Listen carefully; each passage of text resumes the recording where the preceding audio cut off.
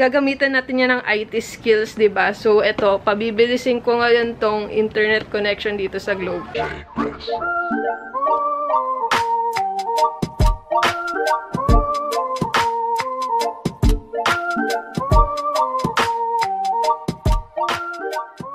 Hey, what's up? It's Pats. Welcome back to another brand new video, guys. So, for today's video, isi-share ko sa inyo ngayon yung isa sa mga kailangan nyo, needs nyo talaga, lalo ngayong pasukan. Syempre, online schooling na tayo ngayon, diba? So, kailangan natin na mabilis na internet connection. So, today's video, gagawa natin tong video yung Globe at Home prepaid Wi-Fi. So, ayan, hindi to sponsored, guys.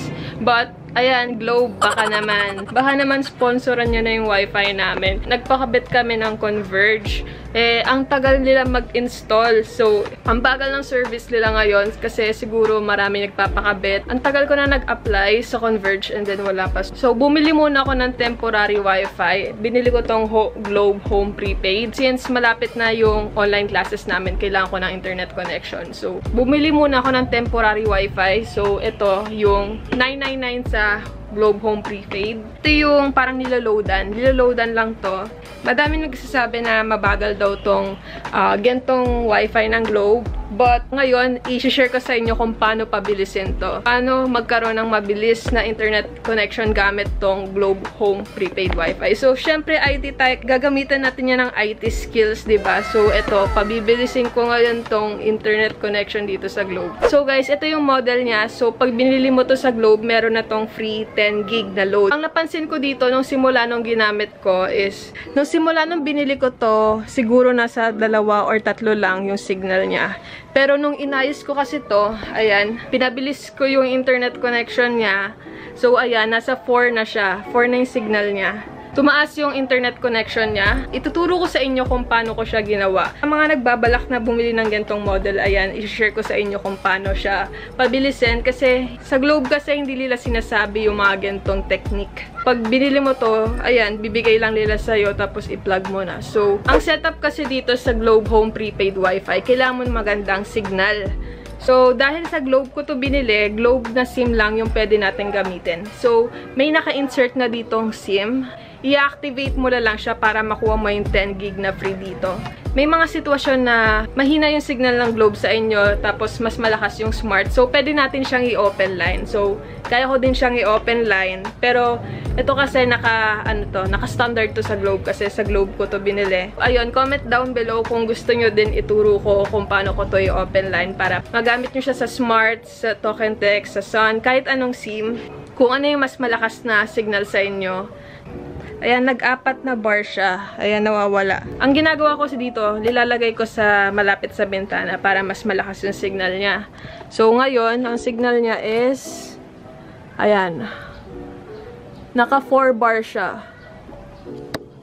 Meron ka ding ida-download na app na Globe at Home and then dun mo mamamonitor kung ilang gig na yung ginagamit mo or ilang GB lang yung natitira dito sa load mo. So, ayan, nag-full yung signal niya. Ayan. So, kahit wala siya sa malapit sa bintana, nagpo-full yung signal niya.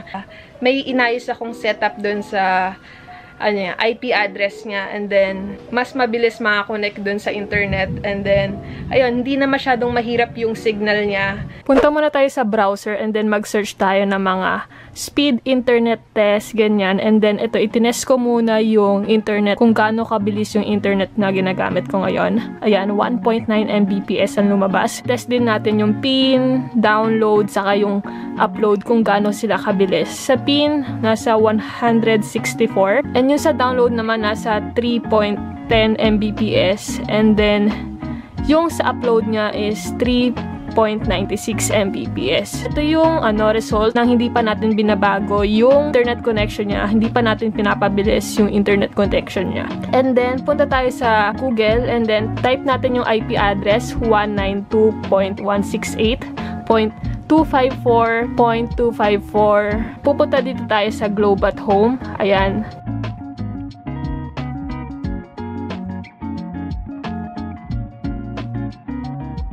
Ito yung details about sa modem. So, ayan, mag-login tayo and then, ayan, meron kayo makikitang username and password and makikita nyo yan sa likod ng model nyo.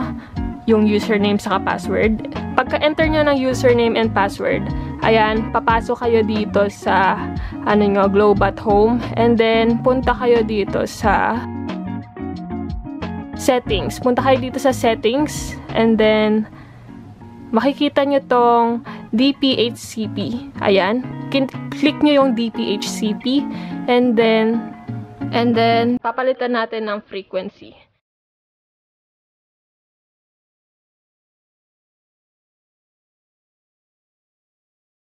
And then, after natin mapalitan yung frequency, mapupunta tayo dito sa frequency and network. So, pagkapunta nyo sa frequency, makikita nyo, meron kayong 4 na band. Band 3, band 28, band 40, and band 41.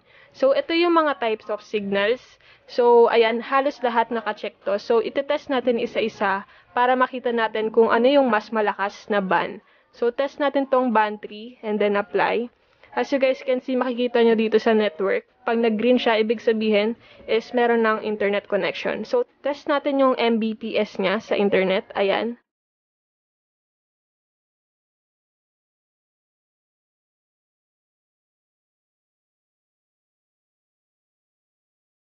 And then, test naman natin tong band 28.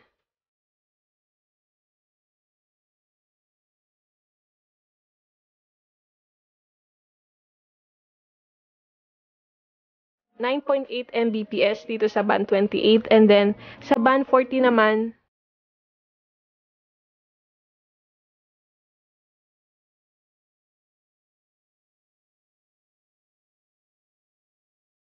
.230 kbps lang dito sa band 40. And check naman dito natin sa band 41. Tingnan natin kung gaano kabilis yung band 41. 3.9 Mbps. So, ito sa 4 na to, band 28 yung pinakamalakas na Mbps. So, ayun yung gagamitin natin. I-apply natin to para ito yung magamit niyang signal. Before, makikita natin dito na yung download niya is nasa 3.11 Mbps. Tapos, yung pin network niya is nasa 164 kbps. And yung upload niya is 3.9 Mbps. And nung pinindot natin tong band 28, nagkaroon tayo ng 5.68 Mbps sa downloads and 348 sa pin. At yung upload natin is 16.70 Mbps. So, makikita natin na mas tumaas yung internet connection natin nung binago natin yung frequency at ginamit natin yung band 28. Yun lang yung ginawa natin para mas bumilis yung internet connection natin at mas tumaas yung signal. Pwede nyo siyang gawin sa cellphone or sa laptop, pero sa akin kasi ginawa ko siya sa laptop para mas madali. So guys, ganun lang kadali pabilisin yung internet nyo gamit tong Globe at Home prepaid wifi. Sundan nyo lang yung mga step na ginawa ko dyan. Mas magiging mabilis yung internet connection nyo. And hindi na rin kayo mahihirapan maghanap ng signal. Thank you guys for watching, and ayun, sana nakatulong ako sa inyo sa mga gustong bumili ng Globe at Home prepaid wifi. Ayan, gawin nyo lang din yung ginawa ko para mas lumakas yung signal nyo and mas mapabilis yung internet connection nyo. Thank you guys for watching, and yeah, I will see you guys on my next video.